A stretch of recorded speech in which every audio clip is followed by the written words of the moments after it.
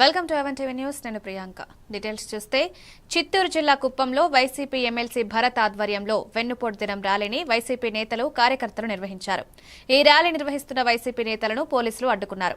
ర్యాలీకి కేవలం 30 మందికి మాత్రమే పోలీసులు అనుమతించారు. నిబంధనలకు విరుద్ధంగా ర్యాలీ నిర్వహించిన వారిపై కఠిన చర్యలు తీసుకుంటామని పోలీసులు హెచ్చరించారు. ఈ ర్యాలీకి భారీగా తరలివచ్చిన వైసీపీ నేతలు ఎమ్మెల్సీ భరత్ ఇంటి నుండి ర్యాలీ ప్రారంభించి బస్టాండ్ ఆవరణలోని అంబేద్కర్, వైఎస్సార్ విగ్రహాలకు భరత్ పూలమాలలు వేసి నివాళులర్పించారు.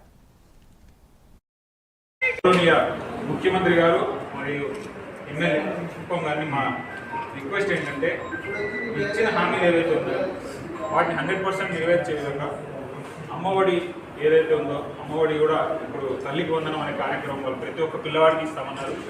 అది మళ్ళీ ఒకరికే ఇస్తాము అనేటటువంటి మాట కూడా వినిపిస్తాము. అలాగే 15,000 రూపాయలు గత సంవత్సరంలో ఇవ్వాల్సింది ఇంకో 15,000 రూపాయలు తీసుకొచ్చాం. మొత్తం 30,000 రూపాయలు కూడా అందరికీ ఇవ్వాలని, అలాగే పెన్షన్లు కూడా మా ప్రభుత్వంలో ఉన్నప్పటికీ కూడా ఇప్పుడు 3 లక్షలు 4 లక్షల పెన్షన్లు తగ్గి ఉన్నాయి.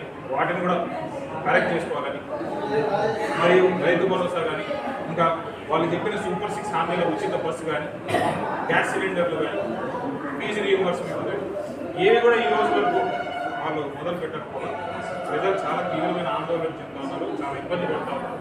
వారి తరపున గౌరవ ముఖ్యమంత్రి గారిని